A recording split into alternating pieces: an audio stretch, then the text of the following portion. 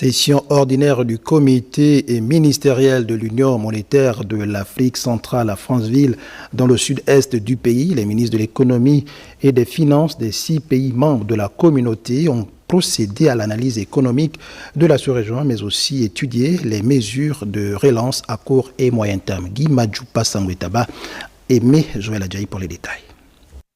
Il s'est en fait tenu une double séance à Franceville. Il y a eu d'abord la réunion du comité ministériel de l'Union monétaire de l'Afrique centrale, UMAC, et ensuite la tripartite qui rassemble les ministres de l'économie et des finances de l'Afrique centrale, le gouvernement de la BAC et les partenaires de la banque que sont le FMI, la Banque mondiale, la Banque africaine de développement ainsi que le Trésor public français et la Banque de France. La rencontre de Franceville a donné l'occasion de passer en revue les différents points abordés 2 jours plus tôt lors du conseil d'administration de la BAC, mais aussi de discuter de la situation économique de la sous-région.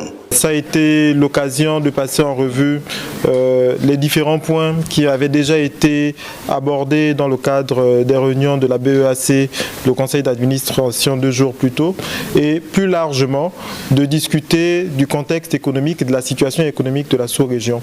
Nous avons notamment adopté un certain nombre de mesures complémentaires pour booster la croissance dans notre sous-région. Nous avons également adopté des mesures liées à l'inflation. Le FMI nous a présenté la situation globale de notre sous-région, de notre banque centrale, le niveau des réserves, la position extérieure nette. Nous avons discuté de tout cela et nous avons pris un certain nombre de décisions, de résolutions qui vont sanctionner nos travaux. Globalement bonne, la situation économique de la sous-région est cependant affectée par le contexte économique mondial. Comme partout dans le monde, elle est affectée par le contexte économique mondial. Vous voyez que nous sommes dans une période assez tourmentée avec un conflit entre la Russie et l'Ukraine, un conflit quasiment entre Israël et ses voisins, des prix de matières premières qui ne sont pas forcément stables. Ceci a des répercussions chez nous.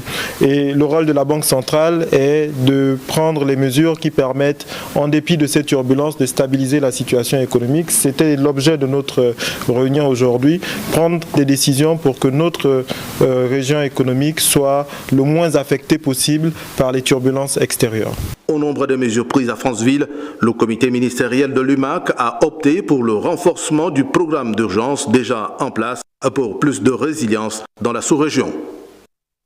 Flavien Nzenguinzundu, le ministre des Travaux publics, a effectué ce matin une visite de terrain sur l'axe Nzilé-Bifoun où les travaux de remplacement des buses d'évacuation des eaux de pluie et de passage des rivières ont occasionné une interruption du trafic routier hier suite aux fortes pluies d'il y a quelques jours provoquant des inondations. Des mesures d'urgence ont été prises. Cyril Bertrand Galiko, Michel John Boudégan. L'incident s'est produit au niveau de l'école d'Ayembokwe sur la Nationale 1 à 115 km de Libreville. Les travaux effectués par l'entreprise Colas Gabon, dont la construction des nouveaux ouvrages d'art, ont subi à cet endroit la pression du débit de la rivière suite aux pluies très importantes ces derniers temps. Les populations aux alentours, pointant du doigt la qualité des travaux de l'entreprise adjudicataire, ont perdu plusieurs de leurs effets. Nous avons perdu, il y a 6 matelas. Regarde les congélateurs, regarde jusqu'aux gazinières à la cuisine.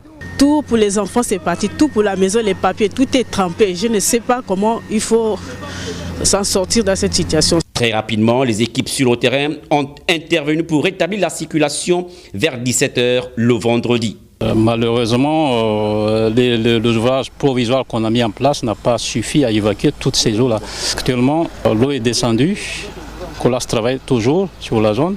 Informé de la situation, le patron des travaux publics sous l'ère de la transition, le général de division Flavien Nzenguinzundu s'est rendu sur les lieux pour faire le constat et prendre les premières mesures d'urgence. Il s'agit simplement de demander à Colas d'accélérer la finalisation de l'ouvrage d'art à ce niveau-ci, puisque c'est quand même une rivière assez importante pour pouvoir sauver ces populations-là.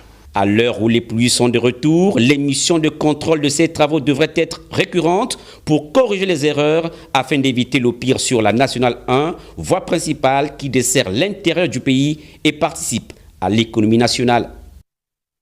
Qui mine le secteur de la formation professionnelle liée au retard des paiements des primes de rendement et des vacations des examens et concours, mais aussi le problème du Centre international multisectoriel d'enseignement professionnels de coq dont le budget devrait connaître une hausse afin de pouvoir combler toutes ces dépenses. Le directeur général de l'ANFP fait le point au micro de Georges Komila et Jean-Pierre Moussouami-Detimbouy. Après la rencontre à laquelle prenaient part les partenaires sociaux du secteur formation professionnelle et le secrétaire général du dit secteur, sur instruction du ministre en charge de la formation professionnelle, Carmélian Toutoum-Leclerc, dont les échanges étaient axés sur quelques difficultés financières liées aux arriérés des primes de rendement, des vacations d'enseignement et des examens au concours.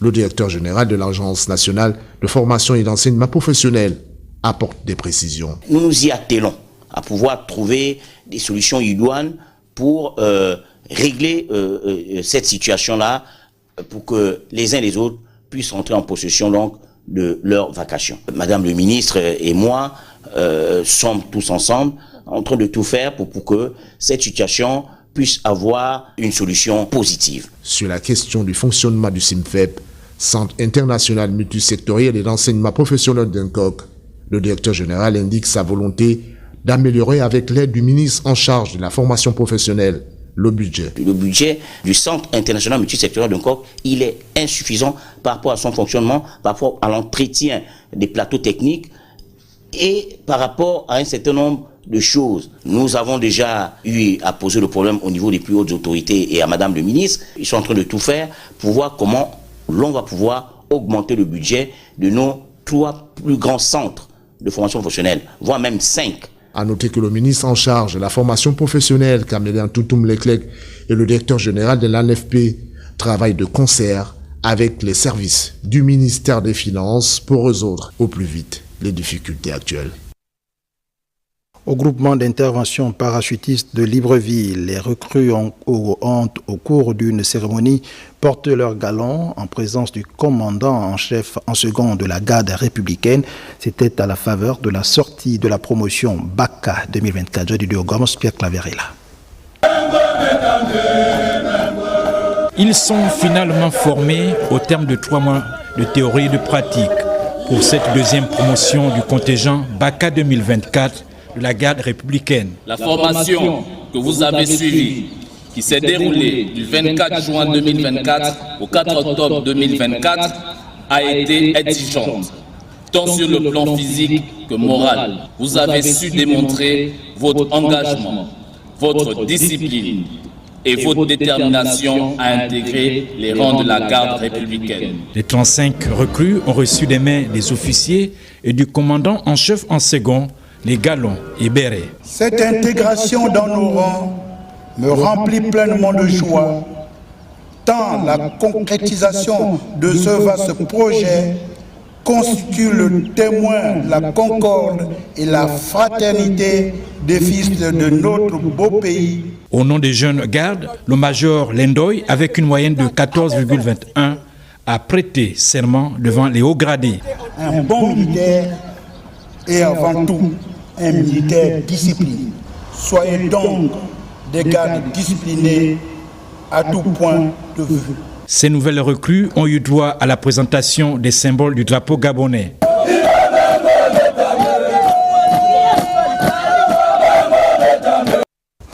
Le ministre des Eaux et Forêts, le général Maurice Ntosuya Logo, a présidé la cérémonie de passation des charges entre les directeurs sortants et entrants de la direction provinciale des eaux et forêts de Langounier. La dite cérémonie de passation s'est déroulée en présence des autorités locales, en tête desquelles le gouverneur de province. On fait le point avec Maël Mabunda, notre correspondant local.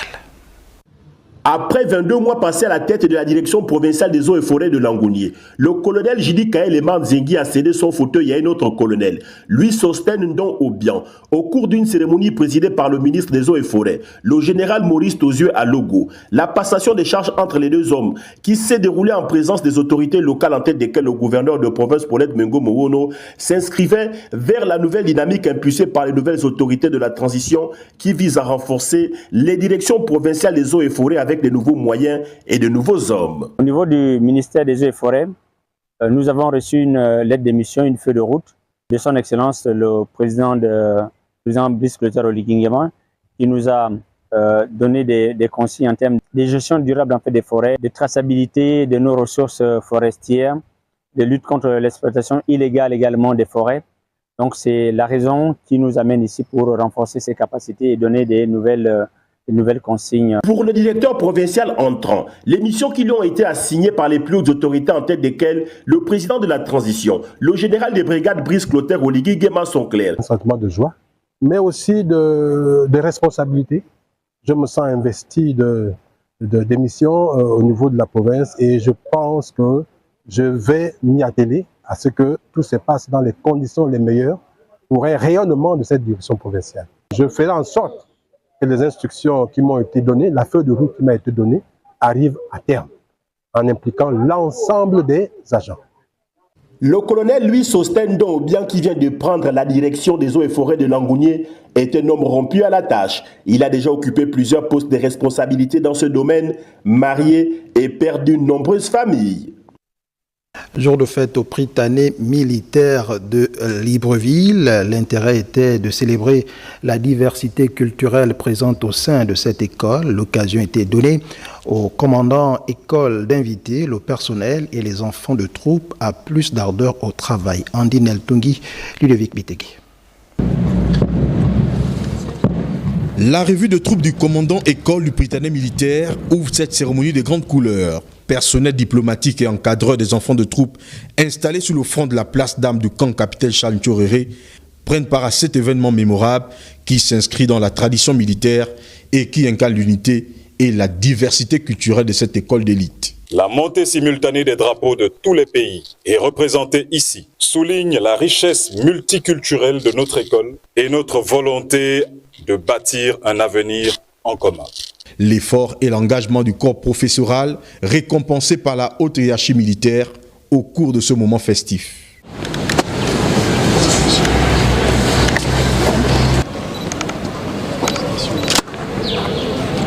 Au Prytanée militaire, les maîtres mots sont connus.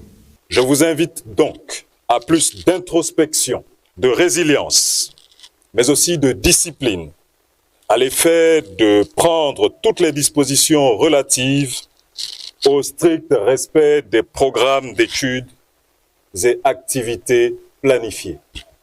Continuez à vous investir dans vos études et vos activités, car chaque effort compte, puisque c'est lorsque c'est dur que les durs avancent.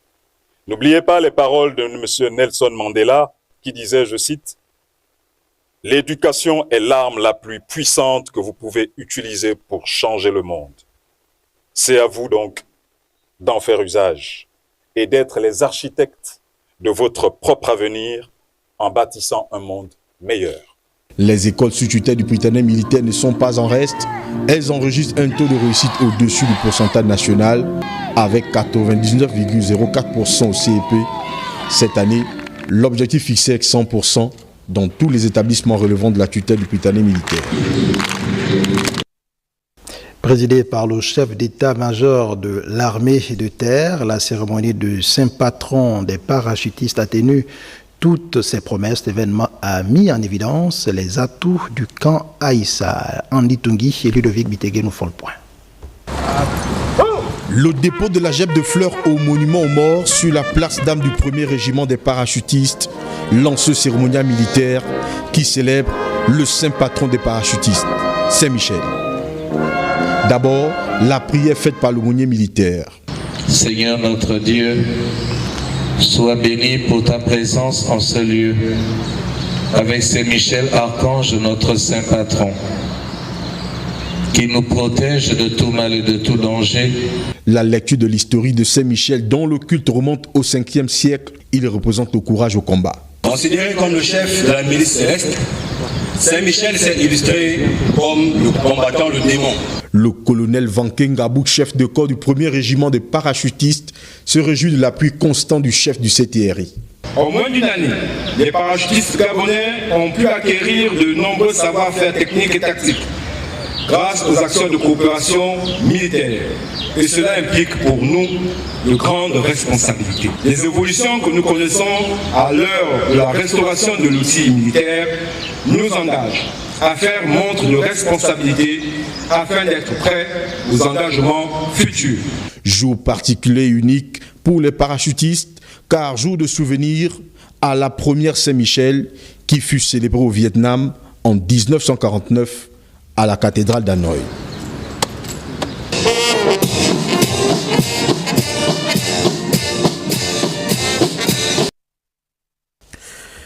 Mesdames et messieurs, c'est la fin de ce journal, mais nous vous laissons avec ce communiqué du ministère de la Justice, lu ici par le directeur général des Affaires civiles, Arlette Mermoz Ntsam Zeng. À demain, 20h, s'il plaît à Dieu.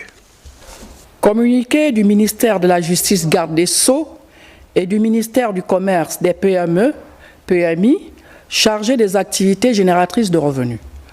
Conformément aux arrêtés 0865-20-MJGS-MTCP-ME fixant les modalités et conditions de l'élection des juges consulaires du tribunal de commerce et numéro 0111-MJGS-MTCP-MEP-MIACR portant modification de l'arrêté 865-20 susmentionné, il est porté à la connaissance des opérateurs économiques des secteurs commerce, industrie, mines, forêt, agriculture, services, BTP, métiers de l'artisanat et les professions libérales que l'élection des juges consulaires du tribunal de commerce de Libreville sera organisée conjointement par le ministère de la Justice, garde des Sceaux et le ministère du Commerce, des PME-PMI, chargés des activités génératrices de revenus,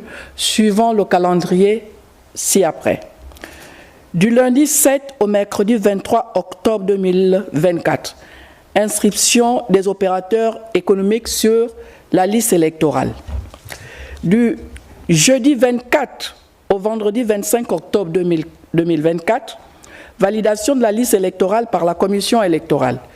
Du vendredi 26 octobre au mardi 12 novembre 2024, affichage de la liste provisoire et enregistrement des recours éventuels des électeurs.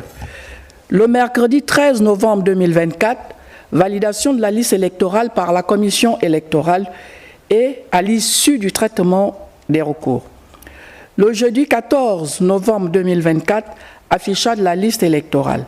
Le vendredi 15 novembre 2024, convocation du collège électoral par un arrêté conjoint déterminant l'heure, le lieu du scrutin et le délai des dépôts des candidatures. Du samedi 16 au mardi 19 novembre 2024, retrait des fiches de candidature à la Direction générale des affaires civiles au ministère de la Justice, garde des Sceaux. Du mercredi 20 au mardi 26 novembre 2024, dépôt des dossiers de candidature à la Direction générale des affaires civiles au ministère de la Justice, garde des Sceaux. Du mercredi 27 au jeudi 28 novembre 2024, traitement et validation par la commission électorale des dossiers de candidature. Du vendredi 29 novembre au mardi 3 décembre 2024, affichage de la liste provisoire des candidatures et enregistrement des recours éventuels.